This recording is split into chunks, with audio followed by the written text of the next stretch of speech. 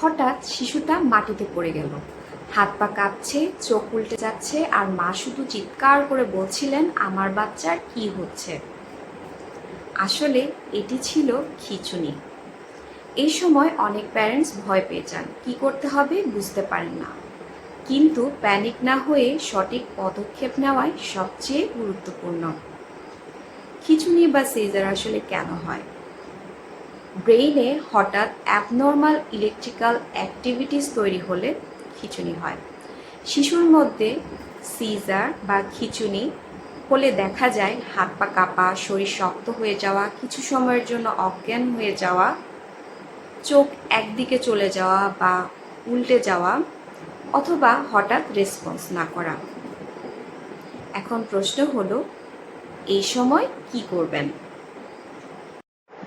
আপনি যদি আগে থেকে জানেন যে আপনার শিশুর খিঁচুনি আছে, তাহলে শিশুর খিঁচুনি শুরু হওয়ার পূর্বে শিশুর দেওয়া সতর্ক সংকেতগুলো বুঝতে শিখুন। যেমন শিশুরা হঠাৎ কান্না করে উঠতে পারে, ভয় পেতে পারে, চিৎকার করতে পারে, কারণ অনেক শিশুই নিজেরাই সতর্কতা অনুভব করতে পারে। যেমন খিঁচুনি শুরু হওয়ার আগে তারা আলোর ঝলকানি বা রঙের ঝলকানি দেখতে পারে, কেউ নির্দিষ্ট ঘ্রাণ, শব্দ বা স্বাদ পেতে পারে, অথবা কোনো ভয়ের দৃশ্য বা কল্পিত দৃশ্য তারা দেখতে পায়, যার কারণে তারা ভয় পায়, চিৎকার করে উঠে।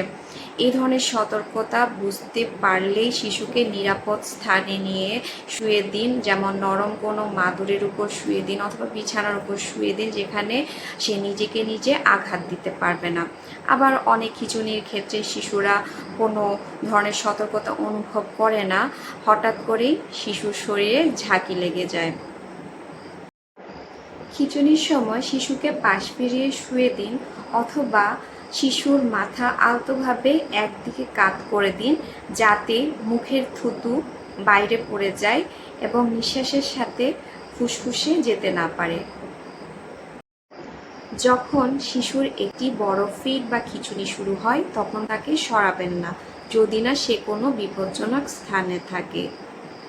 শিশু যাতে আঘাত না পায় তা প্রতিরোধ করার চেষ্টা করুন, কিন্তু জোর করে তার নড়াচড়াকে নিয়ন্ত্রণ করবেন না। শিশু অজ্ঞান হলে শিশুর মুখে কোনো ধরনের খাদ্য, পানীয়, ওষুধ কোনো কিছুই দিবেন না। এমনকি শিশুর জিহ্বা কামড়ানো বন্ধ করার জন্য কোনো ধরনের কোনো বস্তু মুখে দিবেন না। ফিট বা খিঁচুনি শেষ হওয়ার পর শিশুর মধ্যে হয়তো ঘুমের ভাব দেখা দিতে পারে, কিংবা শিশু দ্বিধাগ্রস্ত থাকতে পারে। এমতাবস্থায় শিশুকে ঘুমোতে দিন। যদি শিশুর প্রথমবার খিঁচুনি হয়, অথবা 5 মিনিটের বেশি খিঁচুনি থাকে বা দীর্ঘ সময় ধরে খিঁচুনি থাকে, শ্বাস নিতে কষ্ট হয়, অথবা বারবার খিঁচুনি হয়, তাহলে যত দ্রুত সম্ভব শিশুকে একজন নিউরোলজিস্ট দেখান। সঠিক সময়ে সচেতনতা শিশুর জীবন বাঁচাতে পারে। এই ধরনের লক্ষণ থাকলে অবশ্যই একজন নিউরোলজিস্টের পরামর্শ নিন। খিঁচুনিকে অবহেলা করবেন না। মনে রাখবেন, সঠিক সময়ে সঠিক পরামর্শ খুবই গুরুত্বপূর্ণ। সঠিক সময়ে সচেতনতা শিশুর জীবন বাঁচাতে পারে। শিশুর মধ্যে এই ধরনের লক্ষণ থাকলে খুব দ্রুত একজন নিউরোলজিস্টের পরামর্শ নিন।